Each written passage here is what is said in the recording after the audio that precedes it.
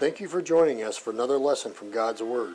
The Streetsboro Church of Christ is located at 1386 Russell Drive, Streetsboro, Ohio 44241. If you're ever in the area, we hope that you'll stop in and worship with us. We hope that you'll enjoy this lesson brought to you by our minister, Ralph Price.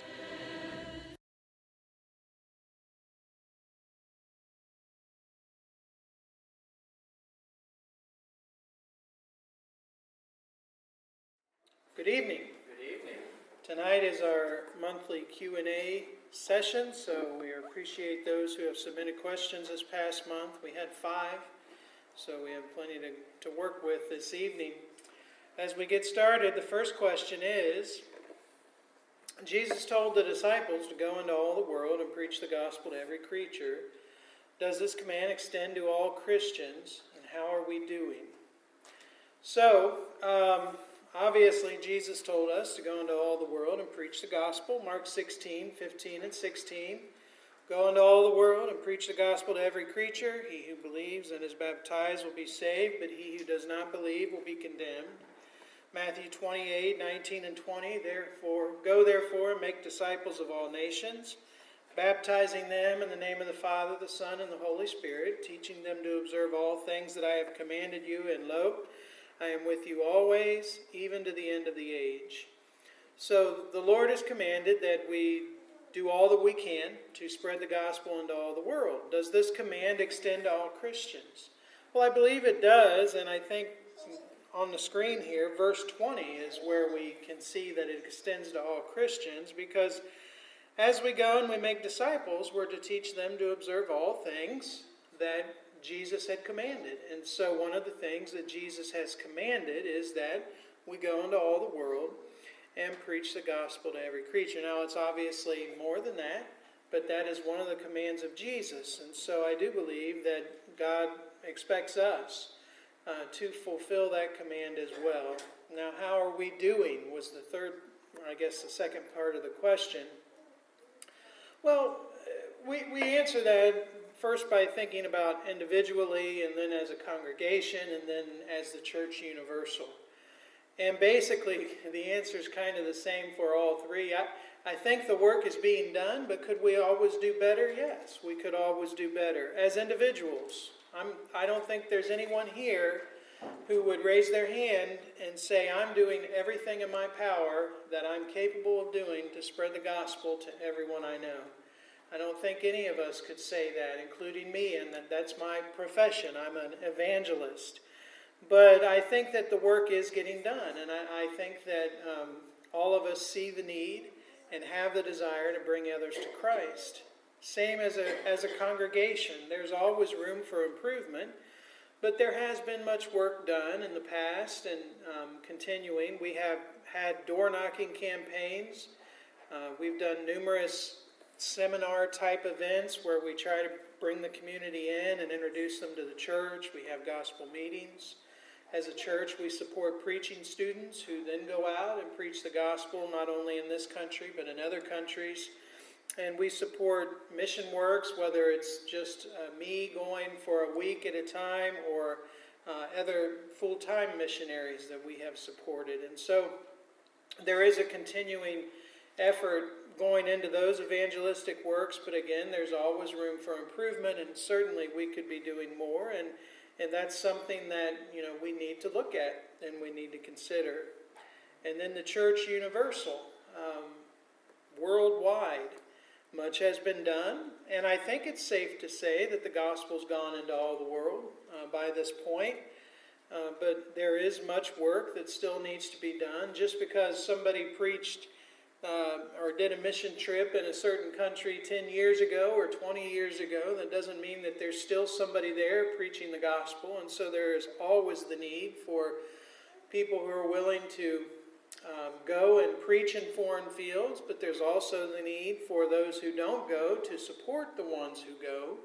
We're not suggesting that all of us have to be foreign missionaries in order to fulfill this command, because going into all the world, as the saying goes, starts right at your own doorstep, right in your own community. Your community is part of this world as well. And if each Christian just spread the gospel in their community, then it would spread throughout all the world. So my answer is we're fulfilling the command. Could we do better? Yes. And that's something that really, anything that you ask, we could always do better. But I feel like work is being done in that regard. Okay, question number 2. To what extent did Jesus have free will? From some passages in the Gospels, it seems as if Jesus didn't really have the freedom to do his own will, but was always going about doing the will of his Father. Now, that question was just spoken to me, and I sort of put it into my own words. I hope that I did it correctly. If not, I apologize. But so to what extent did Jesus really have free will? The person mentions that, there are passages that make it sound like Jesus didn't really have the freedom to do the things that he would have done, that he was always bound by doing the will of the Father, or maybe fulfilling prophecy. He knew there were prophecies that needed to be fulfilled, and so he set about doing that. Here are some of the passages that, in my discussion with the individual, they were brought up, or ones like this. For example, Luke 2 and verse 49 mentions when Jesus was just 12 years old, and he had stayed there in Jerusalem, and his parents had searched for him and eventually found them. And when they find him, he says, "Why did you seek me? Did you not know that I must be about my Father's business?"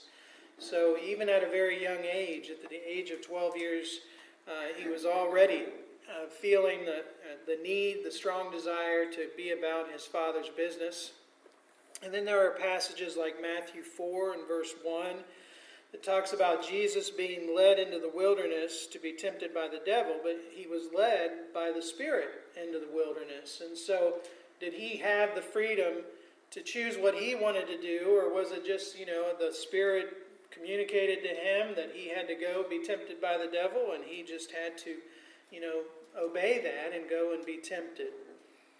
John 5 and verse 19, a statement from Jesus where he says, "Most assuredly, I say to you, the Son can do nothing of himself, but what he sees the Father do. For whatever he does, the Son also does in like manner." So that's, again, a passage that Jesus says the Son can do nothing of himself. That almost sounds like he's saying that he's not free to make his own decisions.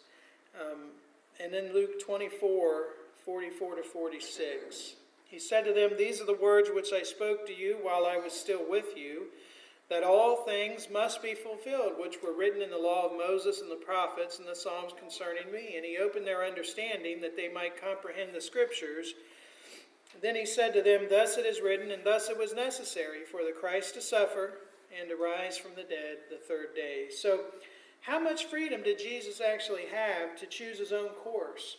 If he was always having just to do the Father's will, and the Spirit was leading him and telling him where to go and the things to do, and he had these prophecies concerning him that he had to make sure that he fulfilled those prophecies. Well, did he have free will? And I think that the answer is absolutely yes, he did have free will. Just because the Father has knowledge of the decisions that are going to be made, and because there were prophecies written about Jesus, that doesn't mean that he still didn't have free will to make his own decisions. He could have chosen at any time to disobey the Father if he so desired. But like any decision that anyone makes, there would have been consequences to that decision. But I think about his statement in Matthew 26 and verse 53 when Peter had tried to defend him with the sword, and he says, do you think I cannot now pray to my Father? He will provide me with more than 12 legions of angels. I think the implication in that is, again, he's saying, I have freedom to choose, Peter. This doesn't have to happen. If I wanted to put a stop to this, I could. I could ask my Father, and he would send angels to deliver me, to save me from what's about to happen. So Jesus had the freedom to choose. He could have stopped the crucifixion or any other aspect of his ministry, but he chose to be obedient to the Father. He chose to be obedient when the Spirit led him to do certain things. In Hebrews 12 and verse 2, it says that Jesus, the reason he endured the cross was for the joy that was set before him. He endured the cross. He was looking to the reward. He was looking to what he had to accomplish, which was the salvation of mankind. And that is what led him to endure the cross, led him to subject himself to the will of the Father. But it was his own choice to do that. The Father did not make him do that. Philippians 2 and verse 8, notice that Paul says that Jesus humbled himself and became obedient to the point of death, even the death of the cross. It wasn't forced upon him against his will, but he humbled himself and submitted himself to the will of the Father. So he was limited in the choices that he could make because his ultimate goal was to bring about our salvation. He couldn't have a moment of weakness and give in to sin like you and I can, because if he had just one time given in and sinned, then we couldn't have had salvation, because he would have needed a sacrifice for sin just like you and I. You and I, we have freedom to choose now, but we have to accept the consequences of those decisions. Jesus, he could have chosen to disobey the Father, but there would have been consequences, and he wasn't willing to live with those consequences, so he submitted himself and endured the cross and was always about his Father's business, to accomplish the mission, because it wasn't just the Father's mission, it was his mission as well. I appreciate that question. It really made me do some thinking. Question number 3 is it wrong for a Christian to wear a cross? Is it wrong for a Christian to wear a cross? Now, some people may think, well, I've never even considered that. How could anybody think that there is anything wrong with that? Well, the reason that there is sometimes some concern or question about that is because it's been abused in the past, and today it is still abused from time to time. As long as you don't worship that cross that you're wearing, there's nothing wrong with it, okay? And that's the issue, because some people pray to things other than God, and some people might pray to a statue.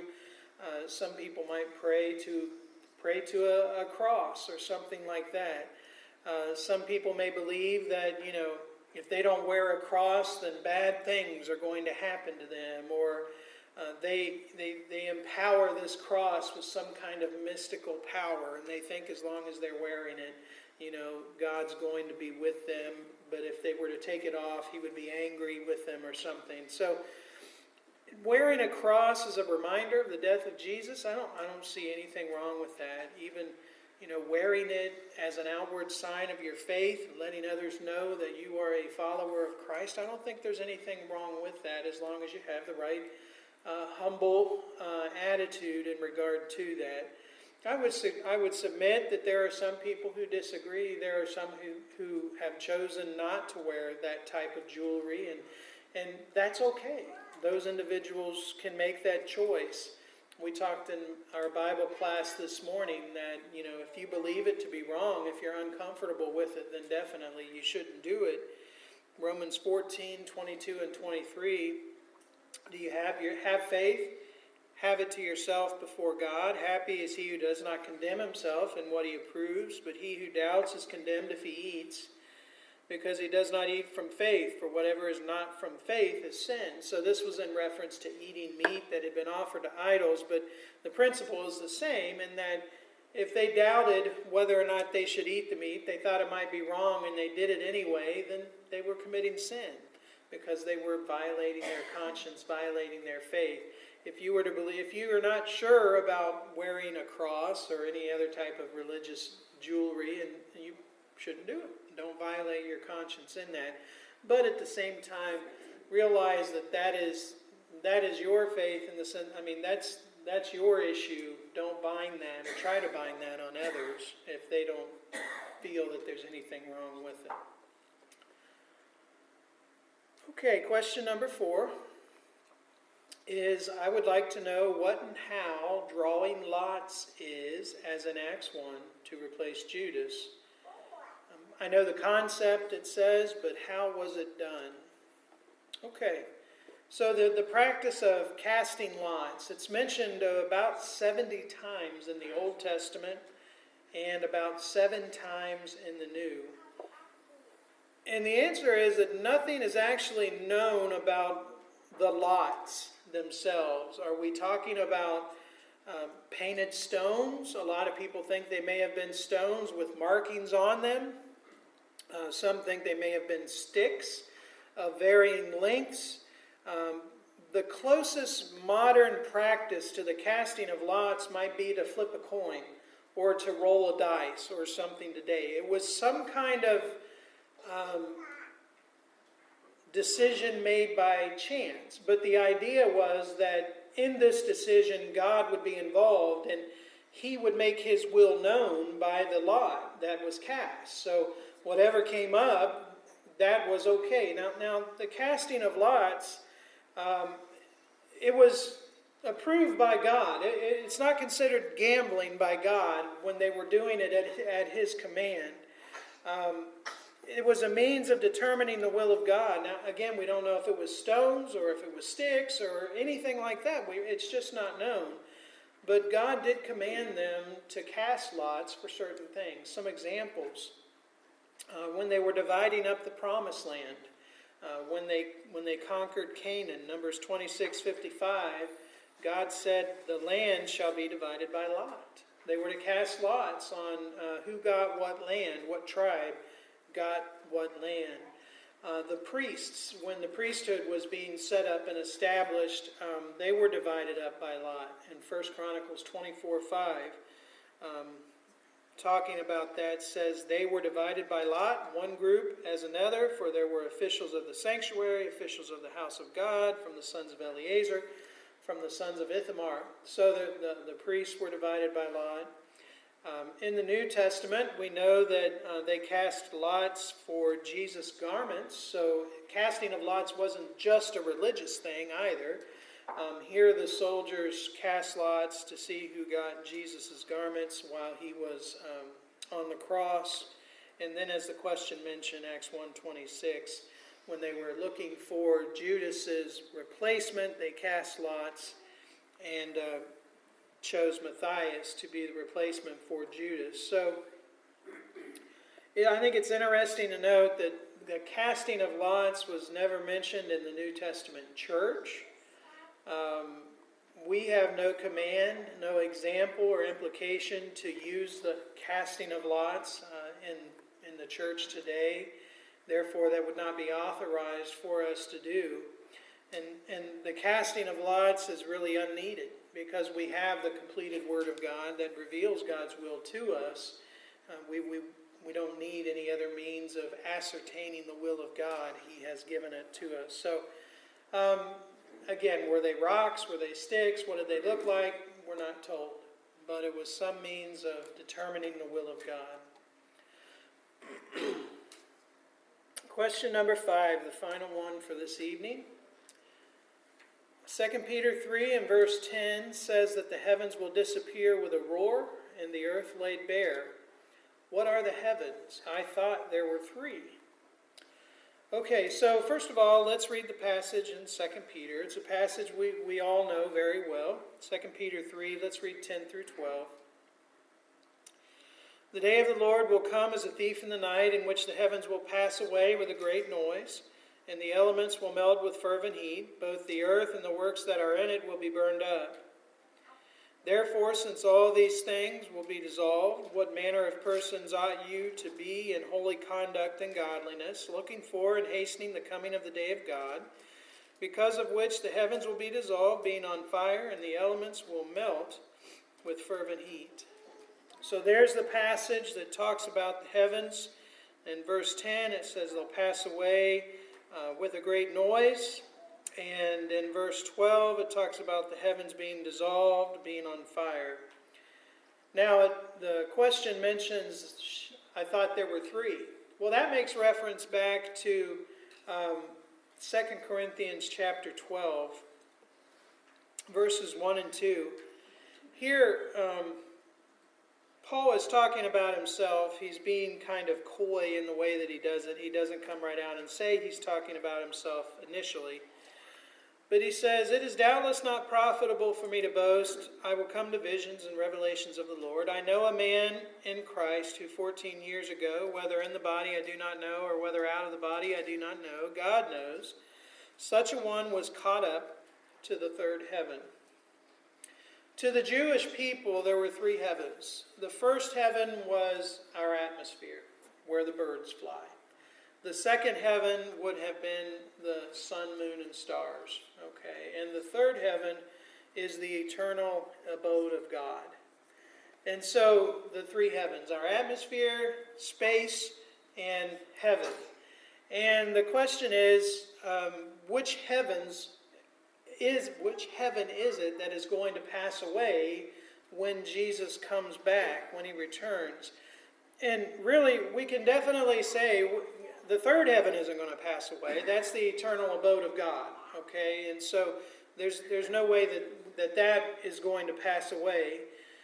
We can definitely say that the earth and thereby its atmosphere is going to be destroyed. Okay, the earth is going to be destroyed with fire. Its heavens, its atmosphere is going to pass away. Now, as to whether or not the rest of the heavens, the sun, moon, and stars, and all of the rest of God's creation, as to whether or not that is going to end, I don't know. I know in the past I've taught that that's the case, but thinking about it and studying it, in the passage here in 2 Peter 3, the only place where you could maybe come up with that is the elements will melt with fervent heat. Maybe that's talking about everything. Okay, this whole creation, the universe as we know it. But I don't think it has to mean that. It could just mean just the earth and, that part of God's creation. I know we've always thought that all creation is going to pass away. I think all we can say from 2 Peter 3 is that definitely this earth is going to pass away, and all the works in it, and then possibly all of creation at that point, all matter will come to an end. But I don't think we can say that and be 100% positive. Now, I may be wrong, and there might be somebody sitting out there saying, "What about this passage? What about that?" If that's you, then you want to talk to me about it and educate me, that's fine. And I'm more than willing to listen. But that's where I'm going to stand on this right now. So the heavens that will pass away, God's eternal abode will not.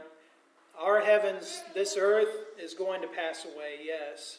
The rest of the heavens, maybe, and maybe not. I don't know that the scriptures definitively say one way or the other. I appreciate the questions that have been submitted.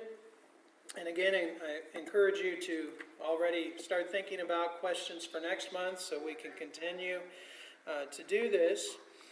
If there are any here tonight who have yet to obey the gospel of Christ, as we're concluding our sermon this evening, we want to offer you an opportunity to put on Christ in baptism.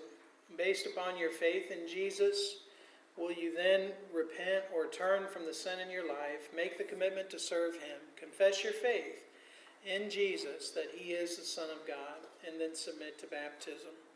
If you've not done that, we're going to sing a song, and you can respond to the invitation and put on Christ this very evening. If you've already done that but become unfaithful and you need to be restored, or if you just need the prayers of the church, you can also come forward, and we'll help in whatever way we can. Please come as we stand and sing. Thanks for listening. If you have any questions or comments, Ralph can be reached at rprice@streetsborochurch.org or by calling 330-626-4282. If you would like to learn more about the Church of Christ, we offer free Bible correspondence courses by mail and home Bible studies. We hope that you enjoyed this lesson. Feel free to come visit us. We would love to have the opportunity to meet you.